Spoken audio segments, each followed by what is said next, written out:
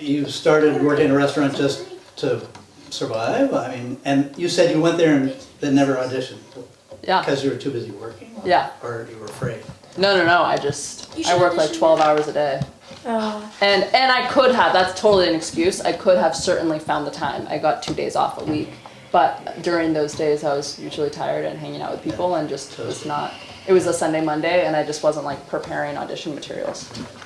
But I did. Did you make a lot of friends from your work? Or like? So many friends. That was the hardest part probably about leaving. So tell me, Do you still said stay in touch with them? you decided to move home. How, there's got to be something more than like, oh, I'm going to move home today.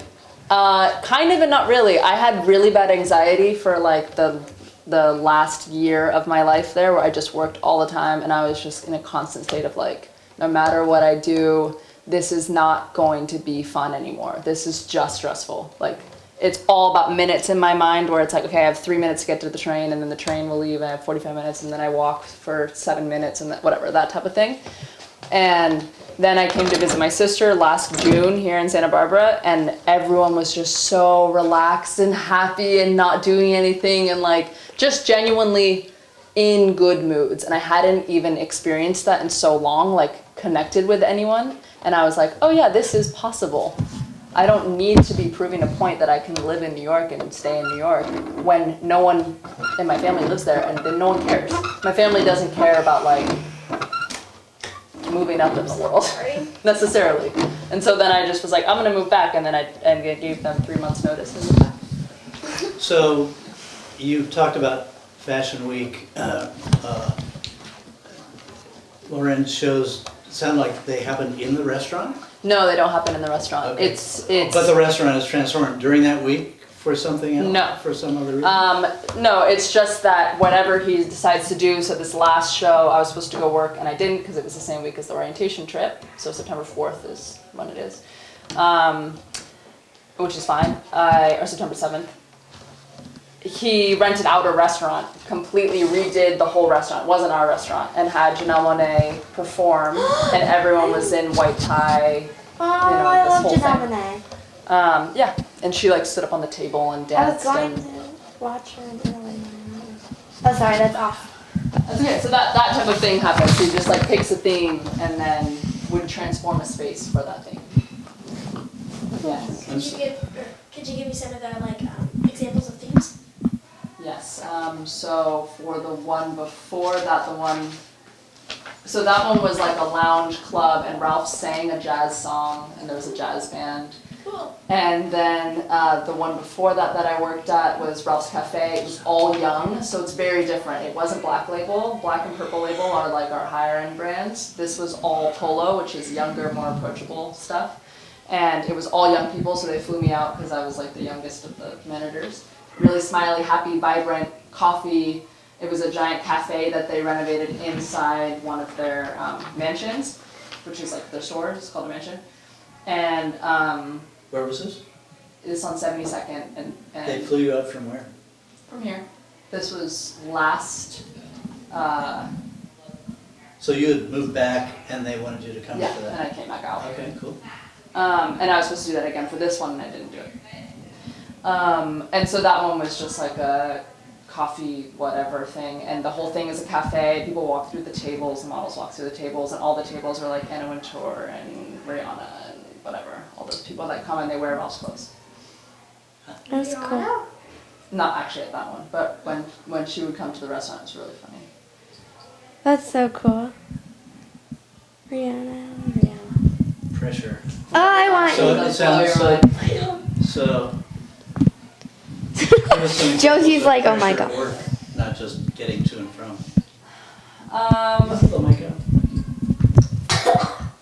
God. do we think we're still filming or we're not still filming? We're still We're filming. still filming.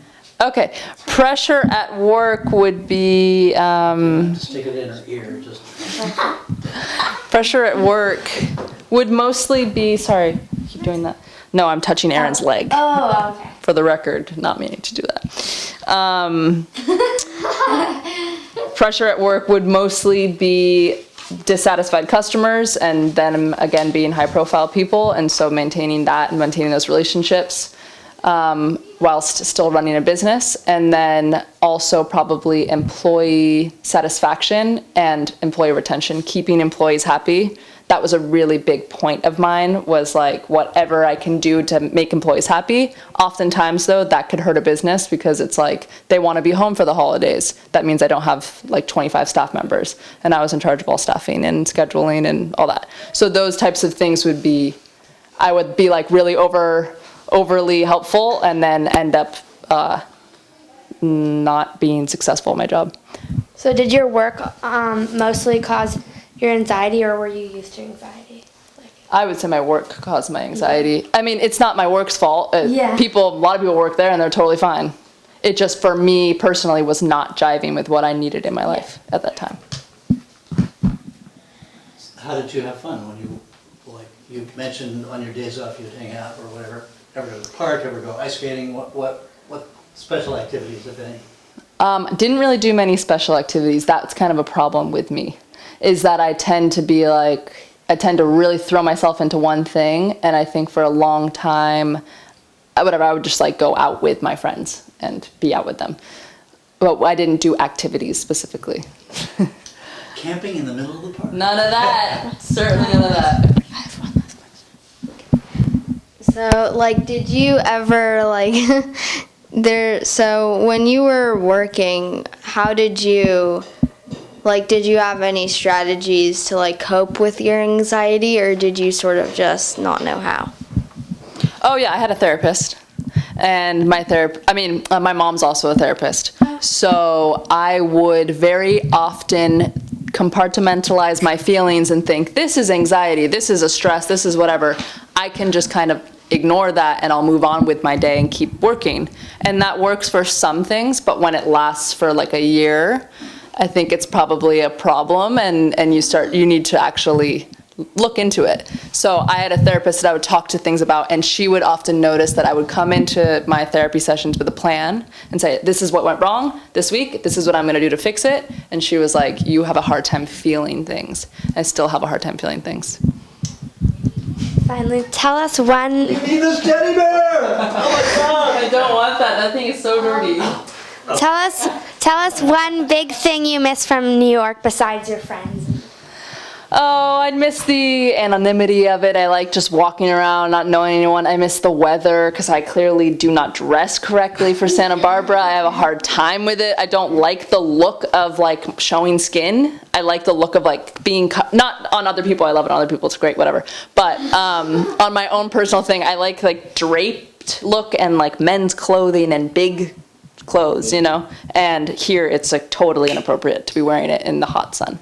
You said you had a therapist, and that your mom was a therapist. Yeah. Did you ever talk to your mom about this? Because sometimes, like, I talk to my mom about sometimes, and she's helpful, even though she's not a therapist. Yeah, I talk to my mom all the time. My mom wasn't always a therapist, so I talked to her my whole life growing up, loved it. She was the one that would encourage us to write all the time.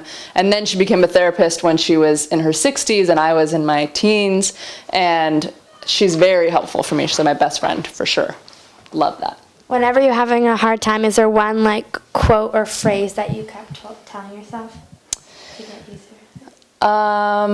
through? I don't really have a quote specifically. My mother is a Buddhist also, and something that, this doesn't really have to do with anything with Buddhism, but she's chock full of quotes. We'll just say that. I don't have any of them off the top of my head. One of them that she says to me a lot, though, is she'll remind me to look up. So anytime I'm feeling like, oh my God, all these things are happening, all these things are piling up, and da-da-da, she'll say, just look up.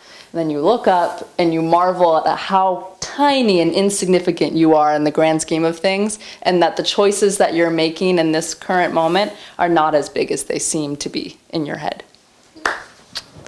Nice. Right? Why, like, and do you still tell that saying to yourself to this very day, even though your mom's not here? Yeah, totally. My mom is here. My mom lives here. Oh. But my mom's not physically here in this moment. You're right. Yeah, I think about that kind of thing all the time, especially with like the bike trips and the stuff that are coming up that I'm not comfortable with, or like going to the ocean. None of that's my wheelhouse. I would prefer not to do it. The ocean I'm actually really into lately, which is great. Sunrise Swim has got me on board with going in the ocean. But that kind of looking up thing is a really helpful way for me to like marvel at how beautiful nature is instead of it feeling like a huge, overwhelming, what's the word when something's an inconvenience, which so sometimes I think nature could be inconvenient. I don't like to be that person. I wish I wasn't that way. All right. Well, Turn the camera off now, or do you want me to leave it on? Yeah? Thank you. you. Thank you so much. thank you for staying.